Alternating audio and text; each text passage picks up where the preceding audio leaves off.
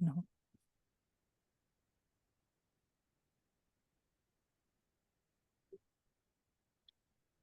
It's recording. It didn't even tell me. Welcome, everybody, to The Confidential. Thank you so much for joining me again. Today, I have an amazing, and so incredibly educated guest for you guys. You're going to get so many answers to so many questions related to what we do every day, multiple times a day, that affects whether we feel well, whether we're thriving, whether we're sick, whether we're healthy. And I have Dr. Monica Gostic. Dr. Monica Gostic, thank you so much for joining me. Welcome to the show. Oh, thank you so much for having me. I'm very excited to be here.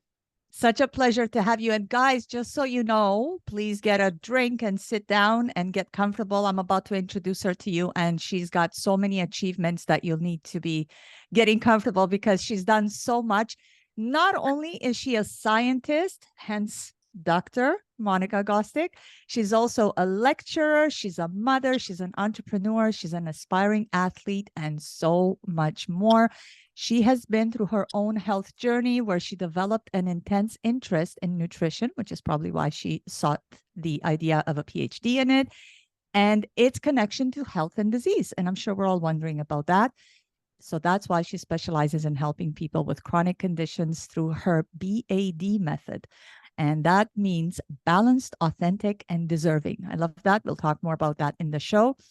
And that's actually, that method is designed to help people with chronic conditions break the cycle of chronic pain, nutrient starvation, reduce productivity and frustration, which most of us at some point or another in life deal with. And we want to address because we want to feel good and we want to be productive and we want to thrive. She is a regular speaker at conferences and events, of course, on the topic of nutrition and health. She's been featured on BBC Scotland Radio and BBC Scotland TV program Food Fest. We'd love to hear more about that.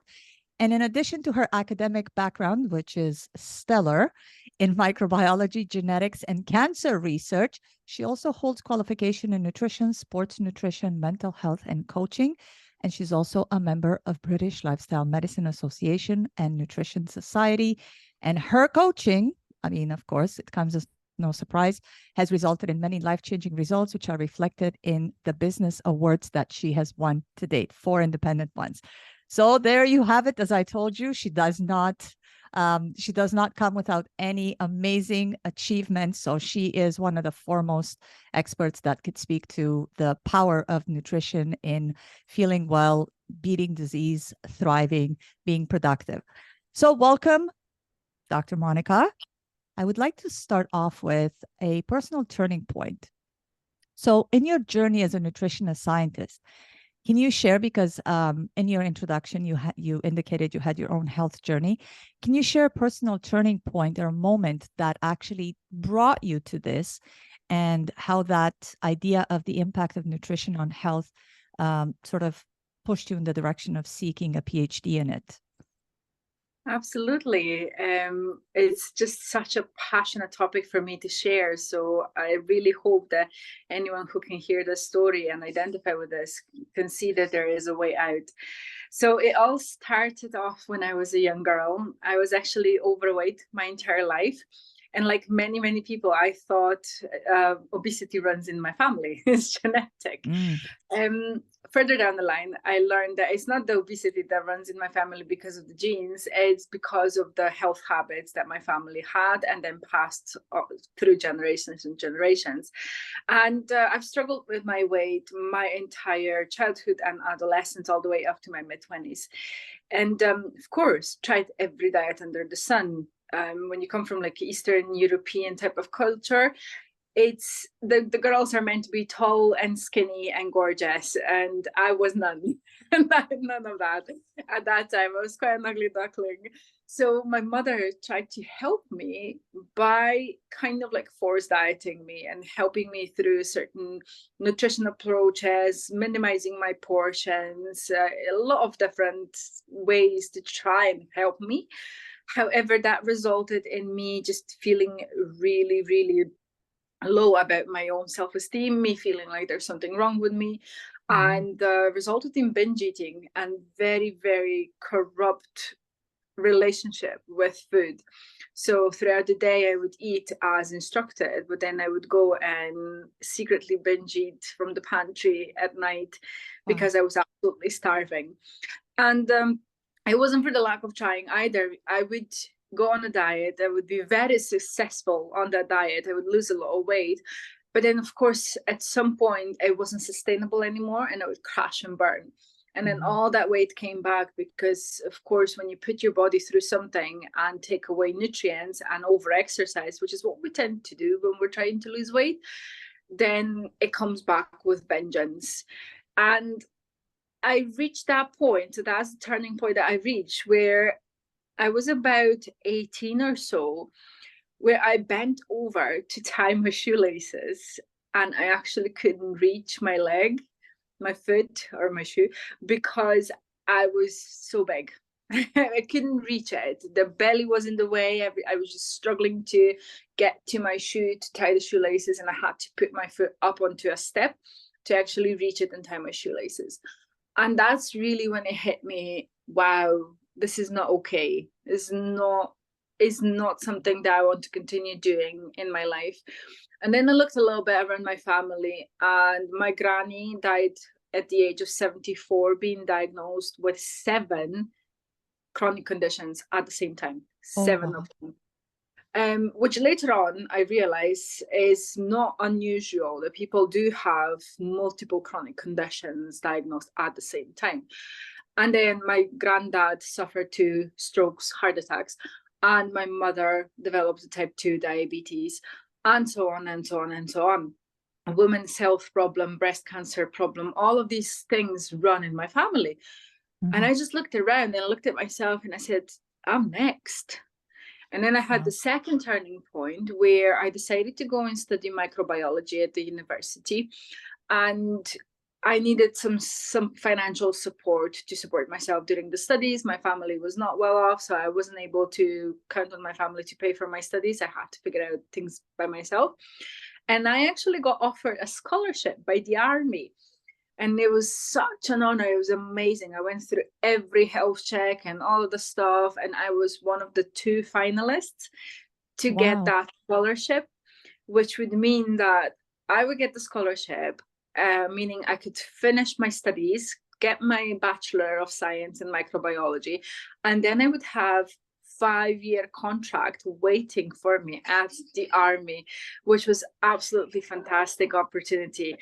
And in the end, when I had the final interviews, the guy said to me, well, I would love to offer you the scholarship. It is waiting for you. However, what you need to know is that in order to get it, you would have to lose weight.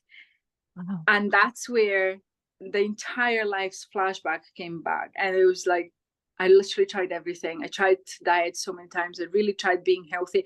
I just can't do it.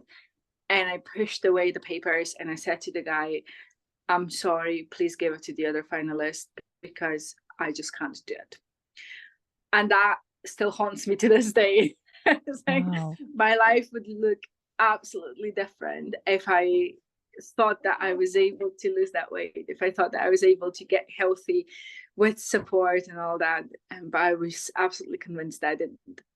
So fast forward a few years, I've met a lady who I'm still in contact with, who at that time was a health coach. And she took me by the hand and showed me a completely different approach to health and nutrition and exercise. She didn't tell me to eat less and to move more like everyone else. She didn't tell me to stop eating bread, to not enjoy pizza every now and then. We worked on different stuff, and we also worked a lot on the mindset, and we worked on the root of the cause, with what is happening with nutrition. And I managed to lose over 55 pounds in weight within 1 year. And that was for the first time in my life. And then I kept it off all until now. And that was something that really triggered in my curiosity. Okay, wow. So I tried every diet, apple cider vinegar, keto, Dr. Atkins. I mean, honestly, you name it, I've done it. And it didn't work, and it wasn't sustainable, and actually caused more damage than good to my body. So then I changed my approach and managed to keep that weight off. But it's not just that. While I was dieting, I was feeling depressed. and I was low on energy. And my performance at the university wasn't stellar at all at that time because I had brain fog. I couldn't focus. I really struggled getting through the day. And then I started eating right. And now this is one of my famous sentences. I always say, don't eat less, eat right. Every one of my clients quotes me all the time on So that. true. And I started eating right. And suddenly this happy Monica came back. I was full of energy, bubbly, bouncing off the wall. And now I'm known for my energy. Everyone's like, oh, I wish I could do all these things that you do. How do you do it? And I always say, well, I just do because I can. I've got the energy, I've got the mental capacity, I've got the surrounding that I've created for myself that enables me to be able to do all of these things. But the primary thing that I always put as the most important thing every single day is what I put into my body and how much I move my body. And that basically, from those two turning points that I just mentioned, from not being able to tie my shoelaces to declining the scholarship with the army, and then finally being able to lose that weight, that really triggered my curiosity into what is actually happening. As a microbiologist, I knew a lot about microbes. I knew a lot about genetics and molecular functioning of human body. So that really informed my future career development. And that led me all the way to a Master's of Science in Germany, where I was looking into brain and genetics, and then to a PhD in Scotland when I did genetics on neurodevelopmental disorders, which is like dyslexia, ADHD, and similar. And while I was doing that, the whole time I was then keeping up with my healthy eating, and I started exercising for the first time in my life. I then also started being an athlete instead of just a gym bunny, which was completely different mindset for me. And because of my curiosity, because of my passion in all of that, I then also completed a postdoctoral fellowship in cancer research, and then finally joined the university where I work now as a lecturer in medicine, medical sciences, and nutrition. And that was on purpose because I wanted to be around all the experts who research these topics every single day, so that I can bring these topics closer to general public and also to my private one-to-one clients. That is such an incredible journey and such an incredible story. My goodness. I mean, to think that the army would offer you a scholarship and you turned it down, that is very courageous, because most people don't want to take that opportunity. I mean, it's a scholarship, right? That's an amazing, amazing achievement, of course. So at the moment, of course, and I want the audience to know that anything that we have learned, I mean, if we look back time-wise, there have been many things that we were advised to do that no longer hold true to health, to nutrition, to well-being. So this is an ever-evolving area of life, despite the fact, like I said in the beginning, we eat multiple times a day, every day. So we always have to be at the forefront of what is actually happening in that field, vis-a-vis how foods are actually processed and what we consume, be they from Mother Nature, be they from what is actually produced by man. But I am curious because you did say that during your PhD, so this is just my own curiosity, and I'm sure that people in the audience would want to know, what is the impact of what we eat on the brains, I guess, the way that it interfaces with those foods and how it utilizes the nutrients, that it actually leads to things like you referred to, like dyslexia, ADHD, brain fog, things of that nature. That is such a vast topic that I don't think we've got enough time to address everything.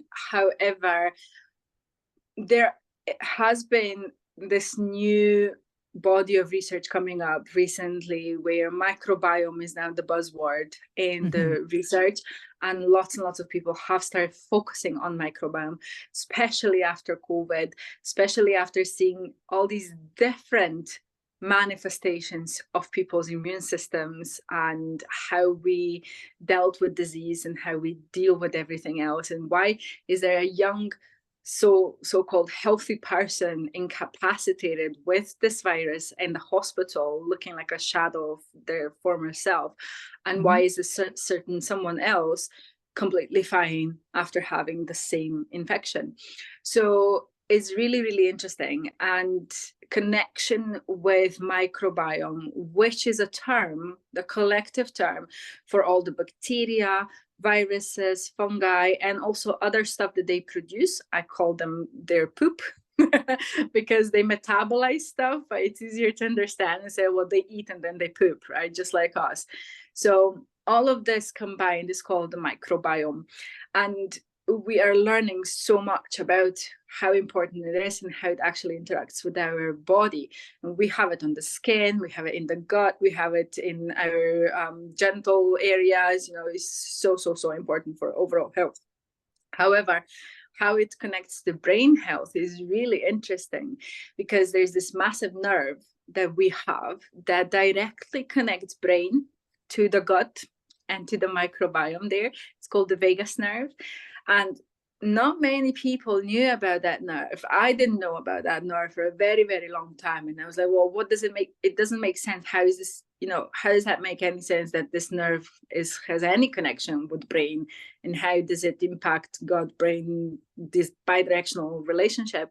And then I've learned that actually the vagus nerve has these tiny nerve endings that go all the way to the gut lining, and they can pick up the bacterial poop from the gut, and we call that neurotransmitters. And it can take it all the way up to the brain directly, which is just mind-blowing. And now the newest research is showing that actually dementia and Alzheimer's can vastly be influenced by the way that we eat, either promoted the development of the disease or hindered or sometimes even prevented.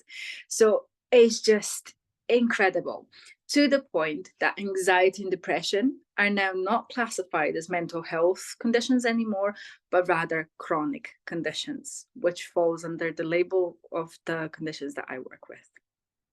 Wow. So that's fascinating. Thank you so much for describing it in the way that you did. That is easy for everybody to understand. Clearly, a lot of the neurotransmitters that dictate how we feel, especially when it comes to the way that the brain feels or the way that we feel, that we call mentally, is actually produced in the gut. Even though up until now, we all thought that all of that is produced in the brain. Brain chemistry was obviously the term used.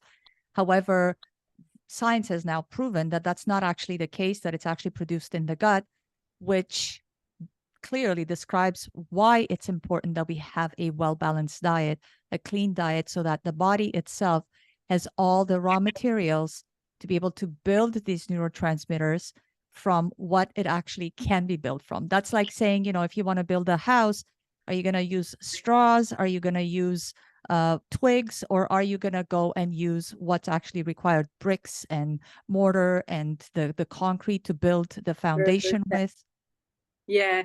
And, I think it's important to say here that it's not just what we eat that is obviously something that we provide to our body as building block, but it's also the cultivation of our microbiome that is incredibly important. So what we feed our gut bugs, and that's something that a lot of people don't understand, because certain neurotransmitters and certain molecules and certain fatty acids that are incredibly important for brain health and all over health and hormonal balance and everything else, they cannot be produced by us.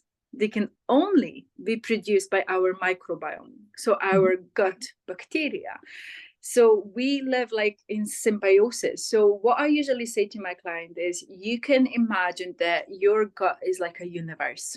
And in this universe, you've got galaxies and stars and gazillion of inhabitants, right? And when you eat in a certain way, if you follow typical Western diet, it's all actually called the SAD diet, standard American diet. It's called the SAD diet. The perfect acronym. I know, it's so ironic. So if you follow the standard American diet, which by the way is also in the Western Europe, so it's not just in America, right? Then you are very, very likely to promote kind of like Star Wars environment in your gut. You know, you're going to have constant war zone. There's going to be battles happening there. There's going to be laser shooting. This can be imagined under a big term that I call inflammation. And inflammation is basically really that war zone of cytokines, which are molecules that promote it, or your immune system is trying to store it away, but your bacteria is actually causing even more of it because you have this imbalance of what needs to be there. So what you want to achieve for overall health is you want to have peace in the Star Wars zone, right? Because when you do have that war happening in your gut, what happens is that all this cytokine storm and inflammation is slowly eroding your protection in the gut, your gut lining. And that protection is incredibly important to separate the bugs, to separate the food, to separate the poop away from the blood, because you don't want these things inside of your blood. But as you allow this Star Wars environment to continue to happen, it slowly starts eroding all this gut lining, your protection against all that, and it starts having holes in it. And we call this leaky gut syndrome. And when this happens, then bacteria and feces and other stuff can enter the bloodstream, and it can lead to all sorts of complications. It can then deliver these things to other organs around the body, and also can end up and result in sepsis, which is very, very scary. So what you do want is eat the stuff that are building blocks for your own cells, which is a macro-driven approach, which quite a lot of personal trainers usually promote and lead towards. So you are given a certain amount of calories per day, and then say you need to eat this many protein, this many grams of carbohydrates, and this many grams of fats, which is fine. However, you would probably want to look a little bit further, a little bit deeper into, well, what does my gut microbiome want to eat in order to stay strong, in order to have an army of protectors, an army to secure my gut from all of that Star Wars happening in there? And that's then where you look into, well, do I eat enough fiber? So I need to have a lot of fiber. Where do I find fiber? In veggies, lots of different veggies. The more diverse your diet is, the better your health's going to be. And lots of fruit, and of course grains, and so many other things that you can enjoy to promote health of your gut microbiome and your own health as a consequence. Yes, perfect. Thank you so much. That is such incredible advice, because I think that a lot of people don't understand what their bodies need. And so to that point, is there something that anybody could do? Is there a test, for example, to say, hey, what exactly does my particular unique, biochemically unique microbiome need to be able to be productive, to operate at optimal level, to run on all cylinders, so that I always feel great, so that I always have energy, so that I don't have any brain fog, so that my hormones are well balanced and I could lose weight with ease? What can people do to be able to identify what it is that they need in particular? Well, there's a lot of things. Right now, the first company that pops into my mind, and I'm by no means affiliated with them whatsoever, is Zoe. And Zoe is an international company founded by a lot of scientists and experts, professors in the field, supported with AI as well, and very, very personalized, where they supply you with that microbiome test. So you provide them with your poop and they actually see what holds true for you, and they give you your glucose measure. And every time you eat food, they measure how your body responds to different food. No two people are the same. As a geneticist, we always like to work with twin studies because we're comparing genetics between the twins, right? Mm-hmm. But what microbiome is something so unique that we can't even compare between two twins. And this is why I keep saying to people, when you're reading scientific papers and when you're reading research that has been done on people, please be mindful that you need to understand the methodology that they used. And it can be quite detrimental to your health if you just take something that you read. For example, keto diet that was developed because it worked on epileptic children. Right. It wasn't developed for general population. It wasn't developed for weight loss. It was not meant to be done for a longer period of time. It's a medical intervention to kind of press a reset button for epileptic children and then slowly reintroduce the right type of foods. And this is where people go wrong when they're reading this kind of stuff and can get quite scary. So companies like Zoe can help you with that. But I'm being mindful that sometimes these approaches can be a little bit out of reach for population because they might be a little bit too expensive. And this is why it's important to find someone like me or other nutritionists who do specialize in microbiome, who can take you as the individual that you are, map your symptoms, map your triggers, make sure that, for example, if you can't handle brown beans, that we figure out what kind of other resistant starches and type of fiber you do handle and introduce that into your microbiome. How can we reduce the inflammation with the lifestyle that you lead? What can we do on a personal level? So I feel that there's a rise of specialism in this field now. And I'm pretty sure that you could easily find someone who just matches your needs and matches your personality that you can work with. And I'm sure, I know you're in Scotland, but you do work with people globally so that they could reach you online if need be. Okay, perfect. We'll discuss that at the end. But I did want to ask, and nobody better to answer this question than you, since you've studied nutrition and genetics and had done your research to the level that you did. A lot of people who have immigrated, much like I have from my home country. So the regions that we grow up in that produce certain foods that we typically, as we grow and as we develop as children, or even in infancy and young, like when we are super young, like 2-3 years old toddlers, do our microbiomes develop in accordance to those foods that we eat at that stage? And then in adulthood, much like how it is for me, I've immigrated to North America. So here, of course, now I have exposure to foods I had never would have had I stayed where I was born. Things like sushi, which is, the consumption of raw fish in conjunction with starchy white rice, and then soy sauce and wasabi and all kinds of other things. Chinese food. Chinese food is typically made with a lot of MSG, which is very disruptive to the gut. And then we also have different other, of course, cuisines from around the world that our body is not used to. So it's sort of a shock to the body, at least it was for me. And I'm wondering whether those kind of diets, so my question is around the diet trends, diets and cuisines. Typically, we start first to experiment. Well, I want to try Japanese food.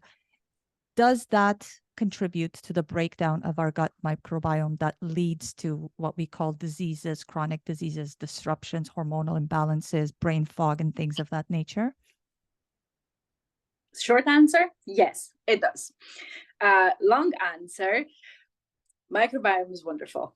And you start developing already when you are in your mother's womb.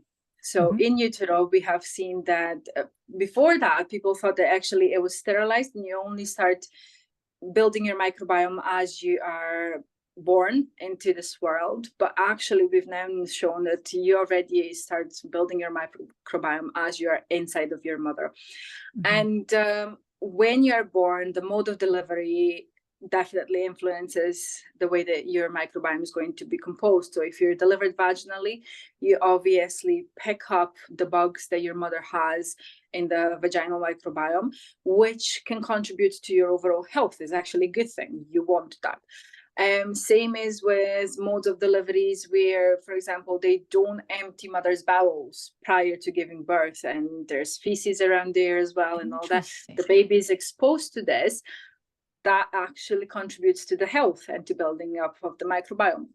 And then, of course, conversely, if you're born with very sterile techniques such as C-section, then you will be lacking that type of microbiome that you would have gotten otherwise. Luckily, now science is bringing forward new types of baby formulas, which contain a lot of probiotics and other types of bacteria that babies do need for development of healthy microbiome. So we are moving forward with that to ensure the health of infants, which is very, very important. And then, of course, when I was growing up, I was eating carrots from my granny's garden straight out of the soil. So, you know, it was still crunchy from the soil sometimes. So I picked that microbiome up. And then you would try to learn how to walk and you would lick all the floor, usually at home, right? You pick up that microbiome. So as you're picking all these things up, your body is maintaining some sort of a balance. And that's the key word here, is balanced. And we call this biosis. So you want to have a balanced gut microbiome. And as you age and things happen to you, either infections or chronic stress or accident, or you've given an antibiotic because you've been ill, or you're exposed to not so optimal nutrition, all of these things contribute to shift in that balance. So you're starting to develop something that we call dysbiosis. And dysbiosis is a scientific term that you can happily Google and you will find lots and lots of research articles on, which is this imbalance of the good and bad components, let's say. This is super simplified, by the way. It's a lot more complicated than that. But let's talk about just the goodies and the baddies. And when you have a balance of goodies and baddies, the goodies produce chemicals that keep the baddies in check. They prevent them to multiply. So the baddies can't do much harm. You still have them because we still need them, but you have them in quantities that are not harmful because the goodies are keeping them in check. Now, say that you've immigrated and changed your environment and are starting to eat foods that are promoting this imbalance, that you're starting to eat foods that are not feeding the goodies, but are feeding the baddies. Mm-hmm. Now, suddenly, the baddies have something amazing. The bacteria have something amazing. It's called quorum sensing, and it's the ability of understanding that there's just a little bit of them. They're harmless. But as they multiply to larger number, they start producing toxins, because then they're like, oh, now there's enough of us. Now they can't get rid of us. So they start producing toxins or biofilms or anything else. And now you have too many of the baddies and they start producing the chemicals that don't allow the goodies to multiply. Uh-huh. And the baddies are keeping the goodies in check and start creating that war zone inside of your gut. They start creating the inflammation. And that's what can happen. Now, that's the scary type of it. But what's the good part about microbiome, and now why I love it so freaking much, is that you can literally change it within 24 hours. Wow. So it's amazing. And even though something happened to you, or you had to take an antibiotic due to a life-threatening infection, or you are on hormonal pill and is dysregulating everything, or you were in a hospital, and you had to do something, or you had food poisoning as well. There's so many things that can happen to you to throw that balance off. Equally, you have opportunity every single day to start working towards the balance. So you can imagine, if you're not providing the fuel for the baddies anymore, and you continue to provide the fuel for the goodies, in addition to adding new goodies into your system through probiotic foods, and we can talk about probiotic foods a lot more later, then you can promote that balance again, and you can restore this you can restore the biosis, and you can have this happy, healthy gut again. It can be done. And no, you don't need supplements for it. And also you don't need medication for it. It can simply be done by doing the same boring things day in and day out. Wow. So that speaks to why the father of medicine, Hippocrates, said that food can be your medicine and Yeah. medicine is actually your food. That's fantastic. And so there's a couple of things I wanted to go back to. So clearly you said that everything gets built as we are inside our mothers as we're developing during pregnancy. So I think that, and I really want to emphasize this because oftentimes people think that what the mother eats, while it's okay because the baby's biosis starts to develop once they're born, once they're outside of the mom, but that's not the case at all. And I have done a little bit of research, and I do remember because I had both my kids vaginally and I was so happy. And it's funny that you said what you said about how they asked, because they did ask me. Of course, I was not as informed as I am now. And I did give birth to both my children in a hospital, which, of course, hospitals are typically the places that they try to keep as sterile as possible because they don't want to have any infection outbreaks. However, so yes, they did tell me not to have any food in me. They asked me to fast so that I don't have a bowel movement while I'm pushing to obviously give birth. Which of course I didn't listen to because that's just in my nature. And I remember that while I was pushing, I was feeling, I'm like, oh my goodness, I have to go to the bathroom number 2. But at the same time, I have to give birth to this baby. So I'm so glad that you made the connection between that, because oftentimes we look at that as the body's waste and that it has no place near anything of that nature, especially like near a baby that comes out from the same region when you give birth vaginally. And certainly there in the mucosal lining of the vaginal canal, there are so many things which are microscopic. We can't see them, but they are so important to the health of the baby. And of course, in the body's infinite wisdom and mother nature and the way that everything is built, the reason why they are there is like strictly to be able to produce the things that the baby needs to thrive and to be able to develop its own immune system and its own biosis, so that it's actually, put together for health and thriving later on in life. And I think that a lot of people don't know that. So for those of you, especially the ladies, if you're looking to get pregnant, and a lot of nutritionists and people that I have connected with, and of course in my studies, and I'm sure you can agree with this, Dr. Monica, it's important to always make sure that you not only ready your body for the pregnancy so that it has everything it needs to carry a healthy pregnancy that's not going to rob you of anything to give to the baby, leaving you exposed to getting sick or weak. And it's super important to have that really sound nutrition during the pregnancy itself so that the baby gets what it needs and the body is ready, so that when the baby is born, it has all of what it needs in its gut to be able to have this healthy biosis and balance and all the goodies and the baddies in balance to be able to make sure that, health is ensured of. And on the next thing, because we did talk about the cuisine, and thank you so much for touching on that. And it's so important to also remember that, and you did emphasize this point, and I'm so happy because oftentimes when we get sick, I think people really panic. They run to the doctors to take medications, and they think that a pill from the outside is going to rebalance things. But you emphasize the fact that the body has this innate, amazing ability to get things back in balance just through our diet. So if we get back on track with what we eat, and I know that every culture has what you refer to as probiotics, pro meaning for, so biotics that are for the healthy gut environment. So I know that in my culture, and I'm sure you agree with me, I think we come from the Eastern Bloc. We have sauerkraut, which is Oh yeah. amazing. I have that every day. I love it. I know in other cultures they have kimchi. So that's another probiotic that's actually super healthy.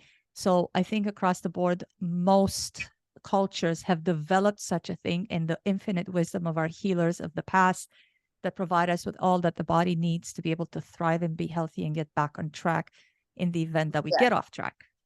Oh, that is one of my favorite topics. And I keep saying that I think we're starting to do a full circle back now as as a society, as human beings. Obviously, before we had modern medicine, and I need to emphasize that modern medicine is still very, very important, and sometimes medication is needed for certain conditions. But if we're just struggling with a viral infection, like a standard cold or a flu or something, and we're not exhibiting too bad of, symptoms than providing your body with probiotics and fiber and fluids is good enough, and you don't need anything else.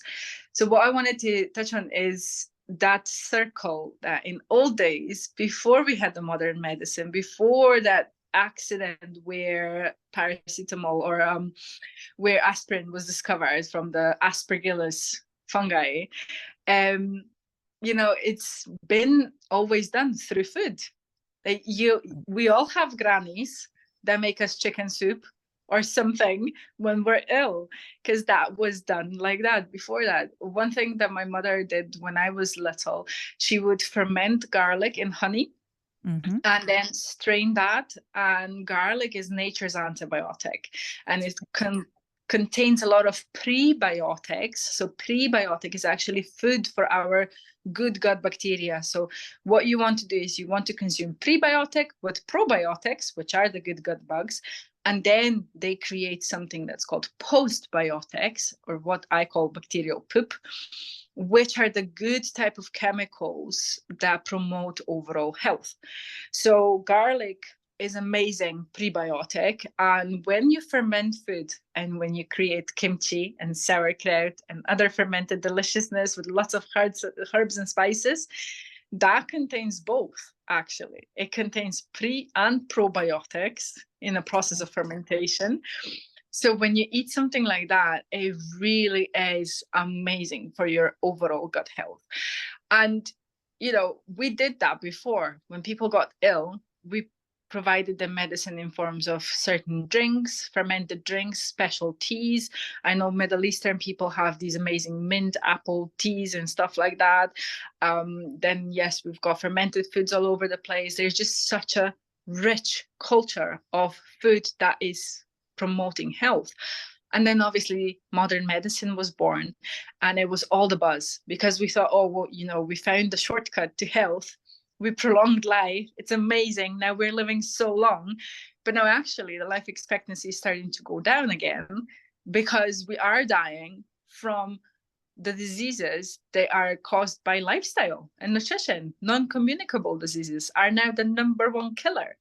And 97% of cancers are nutrition and lifestyle related, which is just mental. And that's not my sentence. That is the WHO research. So you can go on World Health Organization and you can see it yourself. So then, we had these 2 cycles. And now, as we're researching microbiome, as we're researching the importance of what we put into your body, now we're coming a full cycle again and understanding that food really is medicine, and we're trying to promote that again. However, it is so important to also say it's not just food. I know so many people who are incredibly strict with their diet, like really, really strict to the point that I can't adhere to that strictness personally. That's why I call my method Breaking Bad. It's important to have that balance. And they're still not healthy. And then you dig deeper, and this is why people who practice lifestyle medicine like myself are so important, because what we understand is not just nutrition, is not just exercise. There's also stress, which is crazy high on the factors that can change our microbiome, because the stress that we feel produces a lot of chemicals inside of our body that then influence the biosis, the balance inside of our gut. The way that we are emotionally wired, our emotional intelligence, emotional health can directly impact our gut, and vice versa. Our gut can directly impact our brain health and emotional health as well. So all of these things are connected. And what modern medicine used to do, and still does to the point where we're getting better, but it still keeps doing it, is that they look into the body in isolation. So as you present to the medical doctor with a headache, they will look at the headache. They will look at the head and look, well, I'll give you something to kill the pain. So you get painkillers for a headache. They won't connect the dots and look downstream and say, have you drank enough water today? Are you hydrated? How about your hormones? Are your hormones imbalanced? Are you coming up to a period, perhaps? Have you been under a lot of physical stress? Like, for example, sometimes I overdo it in the gym because I'm a power lifter, and I just keep trying to get stronger, and sometimes I do it a little bit too hard and I don't rest enough, and I will develop a headache. So is all these things that modern medicine does not look into. And we need to start understanding that our body is all connected. We are one entity, and we are also connected to our environment. So no amount of clean eating is going to help you if you're getting in toxins from outside. For example, if you're living in an environment with a lot of smog or exhaust, what's that word? Exhaust Yes. fumes. Yeah. Yeah, thank you. Or if you're not going out in the nature, walking in the forest or on the beach or whatever, if you're not drinking water, it doesn't matter if you're drinking 0-calorie stuff, it still affects and impacts your microbiome. And we can talk about artificial sweeteners or natural sweeteners all you want. They still have an impact. So calories are not everything. And what you really want to look at is this holistic approach. And this is why nowadays there's so many of us who are preaching this holistic thing and way of life, because it's not good enough to just do one thing. It will help, but it's not everything. I think it's part of the bigger picture, and it's important to understand that, for example, you have issues with your liver, you would want to work with a specialist in liver health so that you can understand in which way does the liver impact the rest of my body, and how does it work in concert with the other body systems and the other organs, and what can I do to optimize its health. However, you cannot do it at the expense of the other systems and or to the exclusion of the other body systems and the other organs, because they do work together. So you have to look at it much like you said, the word holistic. The reason why the word holistic, for example, my credentials are, I'm a holistic nutritionist, and that's exactly what we learned. We look at the whole body and how everything interacts. And the example that you gave about the headache, of course, it's nothing to do, like, for example, the brain is not even an organ that feels pain. It has no pain receptors. So, I mean, and we could see this and there have been many videos even on YouTube where, they do these surgeries live. The brain doesn't feel anything, and the person is able to communicate with the doctors. So it has nothing to do with that. And the painkillers are typically exactly what they are called. They kill just the pain. They don't kill the actual, what is the cause of the headache itself? Why do we not go to that instead of just severing the communication channel where the body is actually communicating to you to say, hey, there's something off balance here that you need to address. So I'm going to make you feel pain because I don't have words to talk to you to tell you, hey, something hurts, address it. Like I need some salt, some, some water, some hydration that you haven't given me, or you took this out of balance, address it. But you spoke at large about the lifestyle. So I wanted to ask your opinion on beyond what we eat. So the diet that we build for ourselves. How does lifestyle actually impact the absorption of the nutrients? And much like you said, our mindset, and you talked about this in the beginning, even about your own journey when you started working with a health coach. So even from our sleep patterns to the stress levels, like what factors should we consider first and foremost? I know there are many and it's very unique to everybody, but if there's an overarching umbrella kind of a few things that we should all look at because they typically affect most people at large, what would you say those lifestyle things are? And I want people to, before you start, to think of it like this, because we talked about neurotransmitters, which are related to, and I had this conversation with a friend last night, and I said, think of a lemon. Think of licking that lemon. And what happens? Just one thought will lead to a physiological reaction. You start to salivate. So clearly, intangible things lead to tangible results. So from that perspective, I want you to explain to people, because I think that oftentimes they just think, well, what I put in the body, which is tangible, affects my tangible body. But that's far from the truth.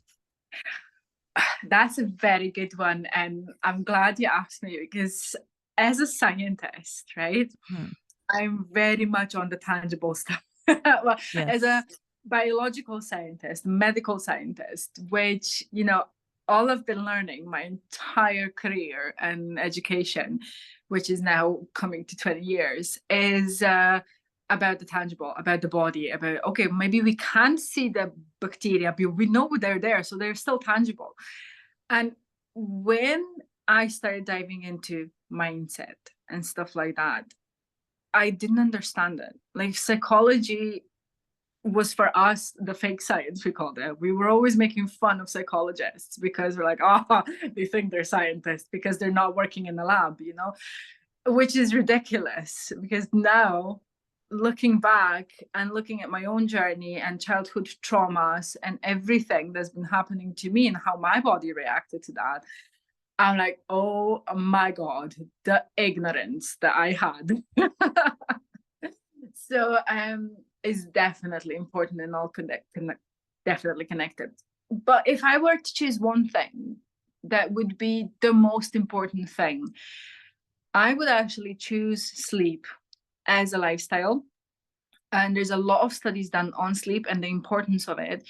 One study is really cool, has been done in Aberdeen University here in Scotland, which I found fascinating. They have shown, or maybe they've shown that even earlier, but I just read it in a poster by a PhD student, that it is only during sleep that there's certain processes in our brain triggered, which are kind of like a cleaning mechanism.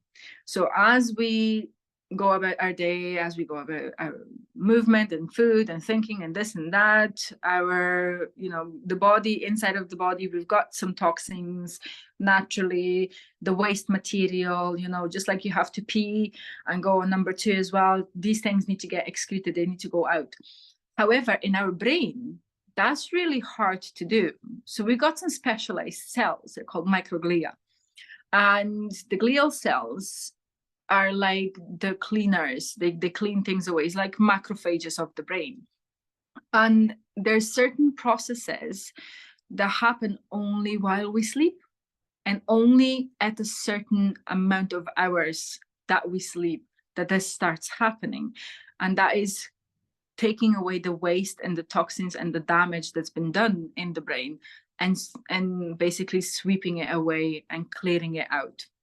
So that's one thing that happens during sleep. We also know that the body is restoring and regenerating as we sleep in other ways. Your muscles, your nervous system, you calm down, you know, we go through sleep cycles, which are very important. So having certain length of sleep is also important. Again, you can't blueprint it. We're all very different. So some people say, oh, you need to have 8 hours of sleep a day. That holds true for some people. It doesn't hold true for some other people. We've got different circadian rhythms. So as we work with our circadian rhythms, it's important to recognize that some people thrive on maybe 5 and some people need 10. So it is all about personalization. But what also happens is that while we sleep, our gut health gets impacted by that. And the term for that is actually called rest and digest. And is this natural fasting cycle that happens. So intermittent fasting has recently gained a lot of popularity amongst people, just like keto, again, is being used as a tool for quick weight loss results, which again, I don't support. So for majority of people, I say to them, please don't do intermittent fasting, because they don't do intermittent fasting. They simply skip breakfast. That's a difference. It's a very big difference. What I would like for people to think is, you're always wanting to work with your body to make sure that you're keeping the blood sugars in check to prevent spikes and dips and spikes and dips and spikes and dips. And that can be achieved in multiple ways.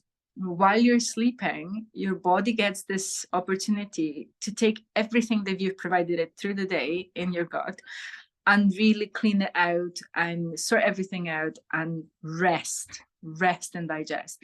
And so we got these natural cycles of intermittent fasting, and it is not recommended to eat late in the evening. So it's not recommended to eat, say, about 4 hours before you go to bed. And if you then have 8 hours of sleep, that's already 12 hours of fasting naturally. without skipping meals on purpose.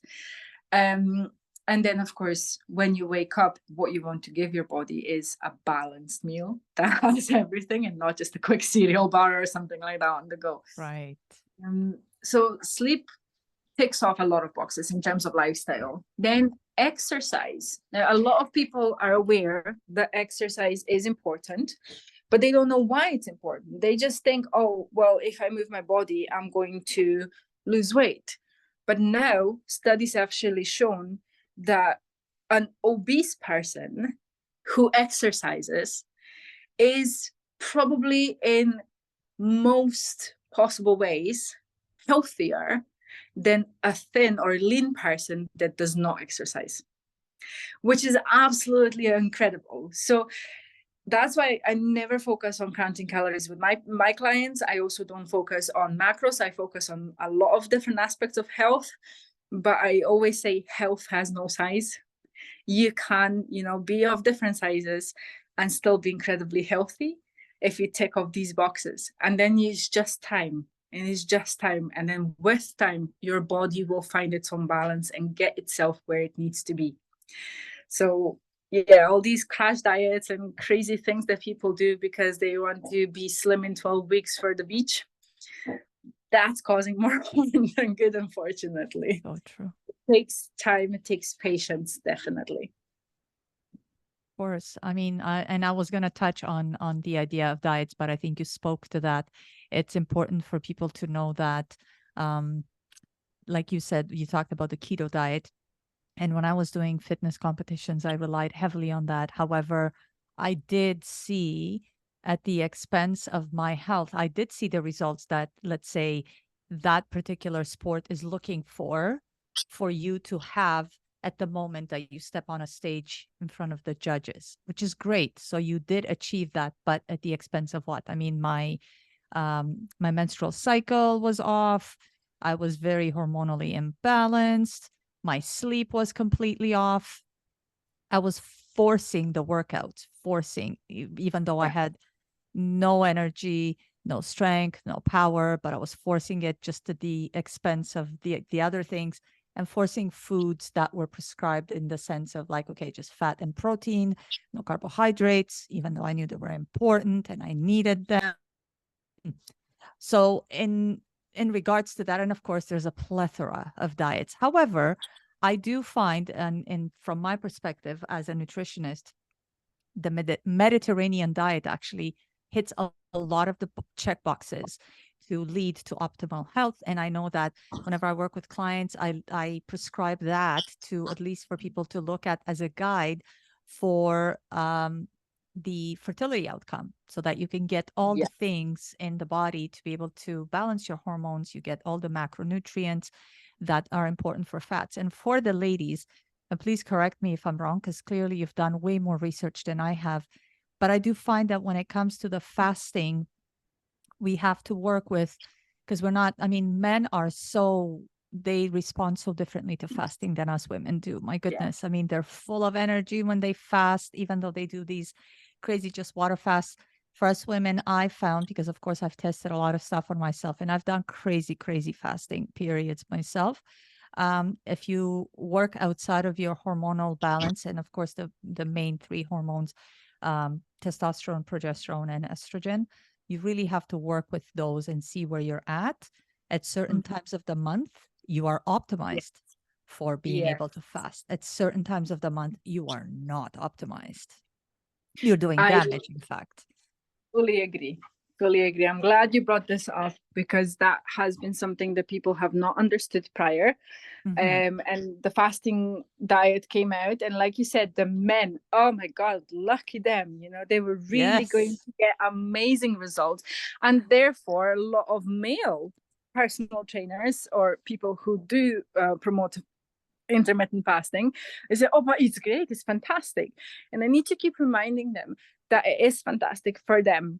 It is not fantastic for ovulating women. So the women that are within the menstrual cycle, it might be okay for certain people, but just like you mentioned, it is really depending on what time of the cycle. I would have to recheck again whether it's fallopian, whether it's the follicular phase or luteal phase, when it's optimal to fast. But I've started learning about my own cycle and have Right. noticed incredible fluctuations in strength in the gym. For example, in my luteal phase, which is the phase between ovulation and the period, I am weak as anything there. I cannot lift anything. So it's so important for me to just go for lower weight and more reps. It's different type of workouts that I do. Whereas on my period, and then for the first 14 days before the ovulation, I hulk out. I break my personal best. I can lift heavy. I can, do a lot of things. And this hormonal fluctuation in women also affects the way that we metabolize food. Mm-hmm. So the way that we process food in our gut is affected by hormonal regulation as well. It's all communicating to each other, and our microbiome is with this as well. So it's constantly shifted population and everything else. So you can't eat, you can eat the same way all the time if you want to, but if you're wanting these optimal results, then you need to really map yourself and see your body's naturally going to crave stuff. I think I know pretty much every woman on this planet who gets cravings around period time. That's right. That's right. Right? So would that be clever time to fast? I'm not so sure. So it is really, really important to just go with this natural fluctuation. And there are optimal times to do the fasting, longer fasting if you wish so, and not so optimal times. But that's really like in-depth coaching, and that really goes after you've addressed so many other stuff, like the basic things, hydration, sleep, exercise, all the other stuff. So we only get to fasting after my clients have optimized everything else, and then we look at, okay, well, what are your symptoms, what you struggle with? And a lot of times when it comes to chronic conditions, I rather go for coaching in terms of nutrition to manage your blood sugar and insulin, rather than nutrition for, well, let's just fast for so long, because that's in term what is actually going to be managing the rest of your health, is if you manage the inflammation in your gut at the first thing. And most of the chronic conditions stem from insulin imbalance. So that's kind of the Dysglycemia. thing that I like to, that's Yeah. kind of what I like to address first.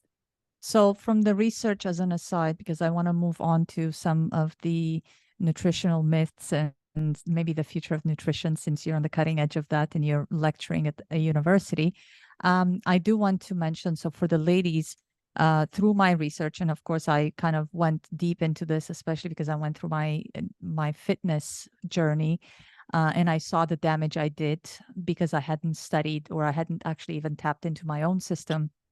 I find, and I know you spoke about luteal and follicular phase. So in layman's terms, for the ladies, when you are in your estrogen point, which is before you start ovulating and before you start to bleed, that's much like what you described. And it's the same for me. That's when you feel your strength. That's when you can fast the most. That's when you're powerful, you're strong. You can break your personal records, your personal best. And that's when you can do the fasting. That's when you could do like the 1 day, the 2 day, the 3 day fasting with water or whatnot. And that's when you could do the heavy workouts. When I get to the point where I'm on my period, much like what you said, I'm craving the carbs. The body's like, give me carbs. Of course, ladies, stay away from the refined stuff. That's not good. It's going to do inflammation. It's going to do damage in the gut. That's not what the body's looking for. But things like sweet potato are probably one of the best things you can consume. And we crave chocolate. I mean, I know I do. And what the Yeah. body at that time is actually asking for, and the reason why it is chocolate is because we're asking for magnesium. The body's asking for magnesium. You could get a lot of that from cacao powder, not to be confused with cocoa, but cacao because it's raw. Or you could take magnesium supplements.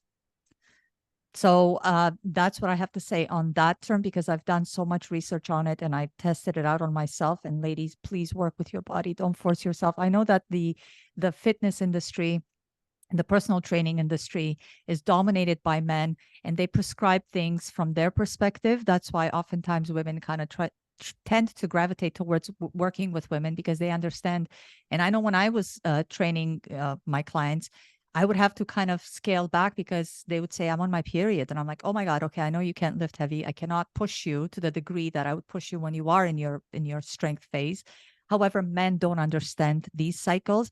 They don't know that we feel the onset of our periods. We know when it's coming. We know when we have our cramps. We know when we feel the cravings. So we know, and we can guide our personal trainers as to which way we can go. And then even the nutrition has to be dialed in the same way. Like, how much more carbs do you take in when you're going through what phase of your period? So that's obviously an area in and of itself, and work with women who understand that. Now, I really wanted to ask, so some of the nutritional myths.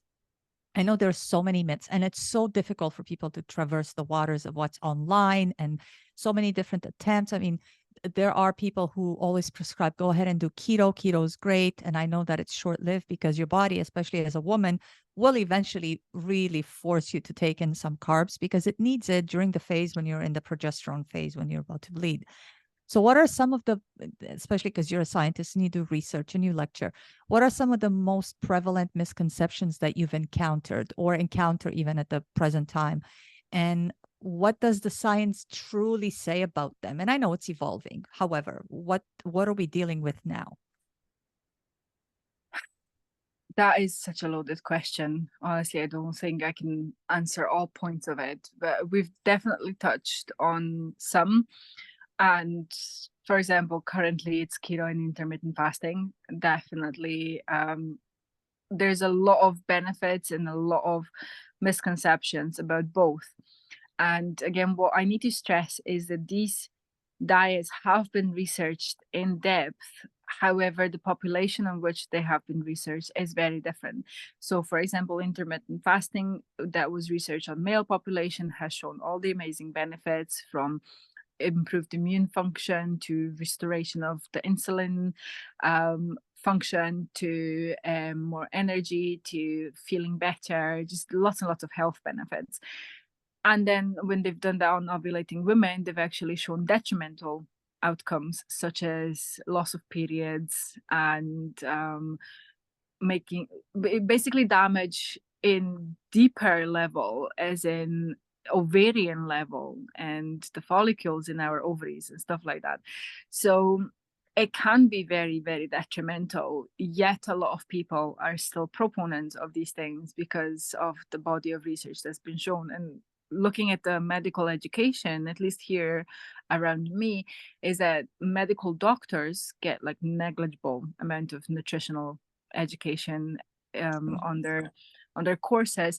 But one thing that they do get is fasting, and they are then being informed wrongly that fasting is beneficial for everyone, which again, it's quite shocking. So when I gave my talk to a group of young entrepreneurs, amongst which there was a medical doctor, and I was telling them that they shouldn't be skipping breakfast, that they want to be keeping their insulin in steady levels at all times and not promoting spikes and dips and all of that kind of stuff, that person was not convinced and challenged me with the body of research on the intermittent fasting and why it's shown to be so good. And I said, well, there's another thing that is out there right now, a very hot topic in science that people don't understand yet, and it's called chrononutrition. And is chrono means time, and there's various different ways that you can manage your nutrition with time. So it's time restricted eating, and there's intermittent fasting, right? So it's kind of like, are you just eating it within 6 hours of the day? But then it matters which 6 hours of the day you are eating, because it's been actually shown that the same meal eaten as a breakfast versus eaten as a dinner is metabolized in a different way. So processed inside of our bodies in a different way, not because of the amount of activity that we do afterwards, but because of the chrononutrition, the chronobiological stuff. So the way that our microbiome is activated at different times of the day. So Yeah, fine. You're doing intermittent fasting, you're doing time restricted eating. Great. Okay. Don't do it at the time when your body is at most active. And that for most people is in the morning and Mhm. towards afternoon. So you want to have fuel for that. You want to be fed properly. And then as you come back home and you start winding down and you're doing nothing else but maybe some house chores and lying in front of the TV, that's a perfect time for you to not eat anything. Yet, yet most people That's right. undereat. They undereat throughout the day, and that's something that I work with my clients the most, is they consume too little calories from the morning to the evening. And as they then wind down in the evening, sit on the couch, then they're not being distracted by their environment, by the work, by all the activities that they need to do, and the hunger comes with vengeance. And that's when snacking happens, that's where everything comes, and then there's unhealthy habits and unhealthy behaviors towards food that start happening. And people don't understand that, and they start thinking, oh, something wrong with me, I just can't resist, there's something wrong with me. Like, it's nothing wrong with you, it's just that you're not listening to your body, which is why I need to now teach you how to do. So eat in the morning, stop eating in the evening a bit earlier, and you'll be fine. And as soon as they fix that, they're like, ooh, I don't even have cravings anymore. I'm like, of course you don't, because you've given your body what your body needed. So that's one thing, is definitely intermittent fasting and not providing enough sugars is another thing. A lot of people think that by not providing carbs, they will lose weight and they can trick their body. Your body's smarter than that. You can adjust it for a while, but what will happen is, if you continue to treat your body in a certain way, your body will adapt every single process that is happening inside of it to that treatment. So if you decide that you're not giving your body any carbs, it will switch. It will start utilizing different fuel, but not before it gets rid of all the carbs inside of your body. And guess what? You store carbs inside of your muscles in terms of glycogen. And a lot of people don't understand that. So they just don't eat carbs, and they think, oh, it's fine, I'm in ketosis. But I'm like, well, your body's literally eating your own muscles because you're not providing it the fuel that it needs.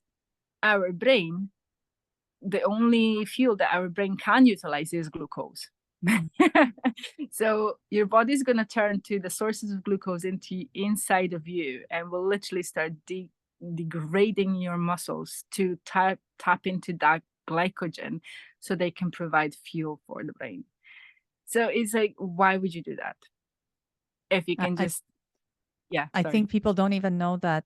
So the science, because of course I continue, I don't do research, but I do study the studies that are out there. So the body typically, because of course, I tried, like I was telling you, I did keto for my competitions. So the body, especially for us women, will be able to tap into your muscle and be able to take what it needs and convert very quickly within 3 minutes. Like, it's a very quick conversion so that it can get what it needs to continue to get you through that workout you're forcing the body to do, because it needs access to something. To tap into the body, to tap into the body fat, to tap into another source, which is the fat, it takes about 5 to 6 hours.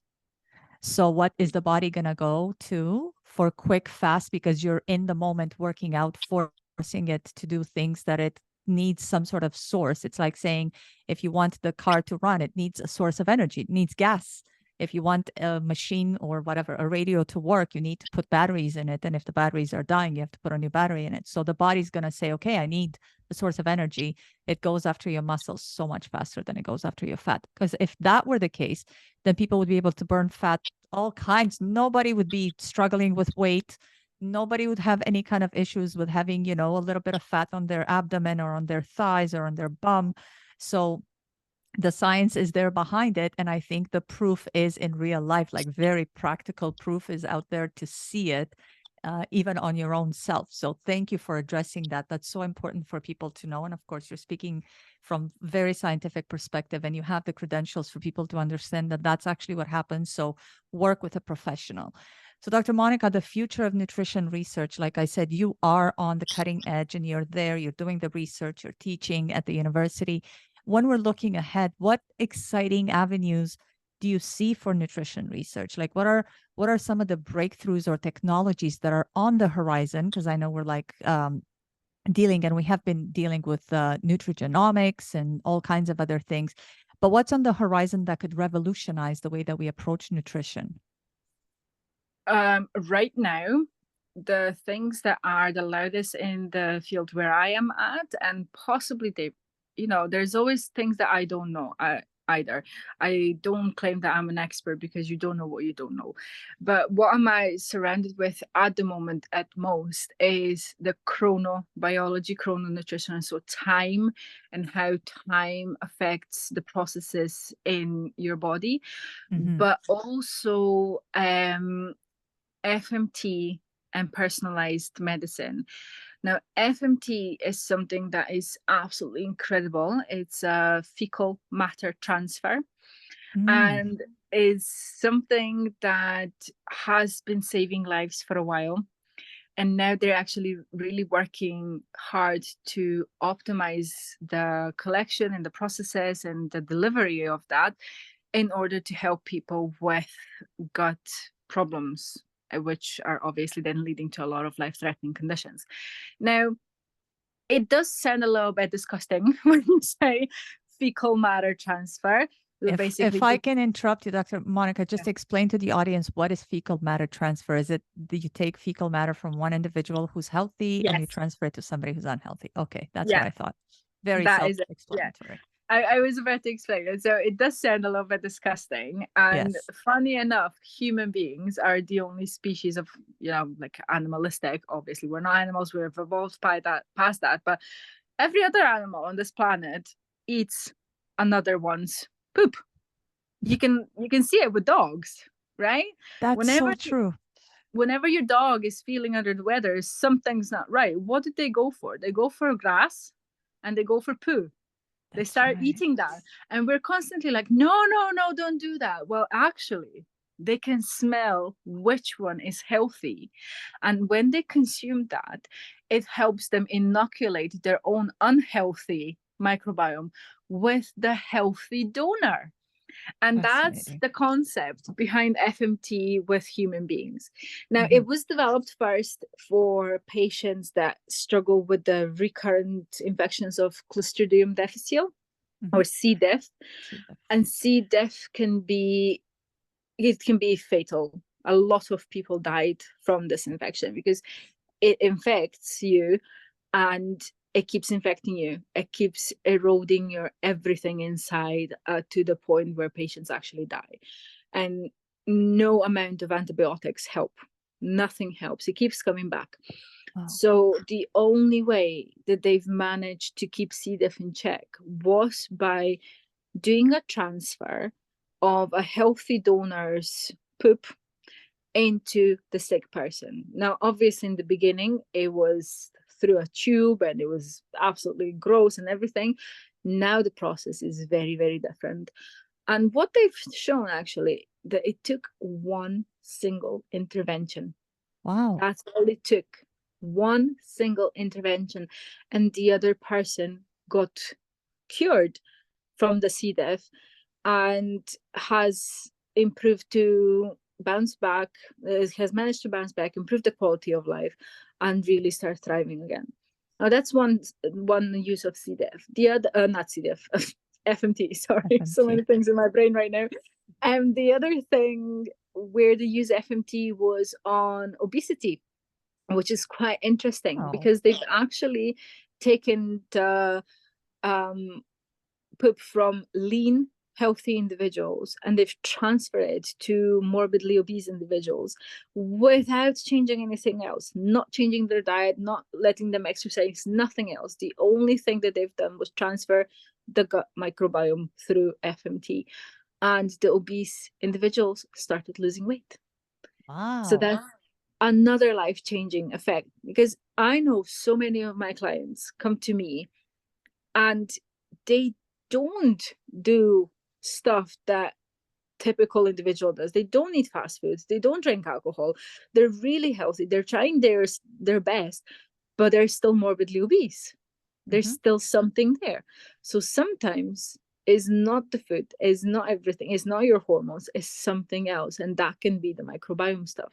So this is now coming out, and it's mind-blowing what is happening now. Of course, there have been occasions where they have not chosen the right donor, and after doing the transfer, the patient died, which is very, very unfortunate. So what we're doing now is finding this optimal way of delivery, of screening. And there's actually a company that spun out of the Aberdeen University. It's called Enterobiotics, and they do really, really big research on the FMT, and they're working on creating the FMT pill. So instead of, needing to go through lengthy procedures like that, you would be able to just take it as a supplement and inoculate your gut with a healthy donor's FMT. So you wouldn't even know that you're doing that, because it would come in a capsule, you wouldn't taste it, you just swallow it like you would any other supplement in that case. And that can be absolutely life-changing for a lot of individuals. Wow, that is so fascinating. So a question that arises, because you spoke to how biochemically individual we are and biochemically unique. Do they do this sort of like how they do transplants for organs? Do they actually look for a donor that has sort of the same profile, like the biochemical profile or the gut microbiome profile that the recipient would be a match to? I'm not fully sure about that one. What I do know is that we have studied microbiome to the point where we understand which species should be enriched, which ones shouldn't be that much, what is the balance between them, that you need the bodies just as much you need the goodies, because there's this constant communication. Right. And I think when there's screening for donors, you're being screened for everything. I mean, if you are in Aberdeen, you can actually be a donor yourself. I think the website is called number2.com or something like that. Very aptly named. Yeah, so you're going through this entire screening process, and it's very, very vigorous testing and very strict. Nice. So if you have any sign of imbalances and stuff, you don't qualify for it at all. So they really take you through it. So they know what needs to be there, and they know what shouldn't be there. And if you do require an FMT, then you're probably lacking certain bits of the microbiome that should be there, but you don't have them. This is why you probably developed dysbiosis. So by the FMT, what would happen is they would clear you out of the microbiome that you have to get rid of the one that you have, and then inoculate the healthy one. And then hopefully the healthy one sticks. Now, I said most of the time it does stick. Sometimes they had to do an intervention 2-3 times, but in a lot of cases, a single intervention has either completely cured the individual for the life, basically, and sometimes it had to be done 2 or 3 times before they achieved that perfect outcome. Wow, fascinating. That is so incredible. I mean, I would love to have you back so that we could hear more about that. I'm fascinated by that, especially like we were just discussing how important it is to have that present during birth, because that alone is going to inoculate baby to be able to make sure that baby has the proper balance in their little gut to obviously set them up for health for life, so that they don't have to deal with, because oftentimes I think that digestive issues are the ones, the trunk of the body is obviously like the center of it. If you look at the organism, obviously the trunk of the body is the digestive system, and then everything kind of branches from there. The rest are just branches. So that is probably the most important, most sound part of the body, and the rest of what we obviously deal with, whether in the periphery or anything like that, obviously relies on what's there to be able to have its own health and to be able to build from. So Dr. Monica, oh my goodness, you gave us so much of your time, your wisdom. This has been so incredibly enriching. Thank you so much for sharing with the audience. I would love to know, and I'm sure the audience would love to know, where can they find you? Because you do have such a wealth of knowledge that they could tap into working with you so that you could help them with all of the things that you just discussed with us on this show. Yeah, thank you for the opportunity. I am very easy to find. If you Google my name, you will find my LinkedIn, my Facebook, my Instagram, my YouTube, wherever you go. And of course, my website. So monicagostic.com, that is me. Or simply, if you Google Dr. Monica Gostic, you will find all my social media profiles. And you can get in touch with me anywhere. I will reply quite happily. I have a free Facebook community where I share my knowledge. Just yesterday, I posted about the benefits of nutritional yeast. And, if you don't know what that is, maybe something that you want to read on. So that's there. I answer some questions from people who ask them.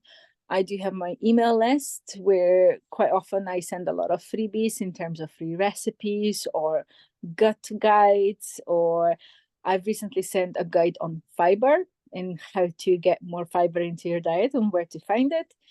And of course, I have my membership programs. So I've got 2 of them. Either you work with me in one-to-one or it's a group coaching. So there's plenty of ways to get in touch. There's free ways, there's paid ways. But just in general, give me a follow and you will probably enjoy a lot of controversial posts that I tend to put on my social media that spike a discussion. And there's always something for anyone to learn in those. That's right. You guys see she's so sharing in the wealth of knowledge that she has, and she's on the cutting edge. Of course, being a lecturer at a university, she's able to be in touch with those that are doing the research, and she's able to obviously impart that knowledge and that wisdom. So thank you so much. I will make sure that everything is linked in the show notes. For those of you that are wondering, Dr. Monica Gostic is MONIKAGOSTIC. I say Gostic, but it's Gostic, of course. It the cultural translation of it. So you guys go give her a follow. Work with her if you want to really optimize, especially your gut, your microbiome for optimal health. Once again, Dr. Monica, thank you so much for sharing. Would love to have you back so we can continue the conversation at another time. And we'll take a topic that maybe the listeners can let us know that they want to learn more about, and we'll talk about that in more depth. Sounds amazing. Maybe I can throw it out there. I'm quite happy to talk about female health a lot of times, or any special chronic conditions. I've recently given a talk on fibromyalgia, so maybe something that people want to hear more about. Perfect. Definitely. Perhaps we could chat about women's health, especially through the age, especially because we are cyclical. We do have our cycles that directly impact how we feel, what output of like in the gym, like we were just discussing, like how much we could put out and how we feel through the stages of our periods, especially as we age, and the continuum of that as we go towards perimenopause, menopause, so on and so forth, phasing out from menstruation. So once again, thank you, Dr. Monica. We'll have that conversation soon.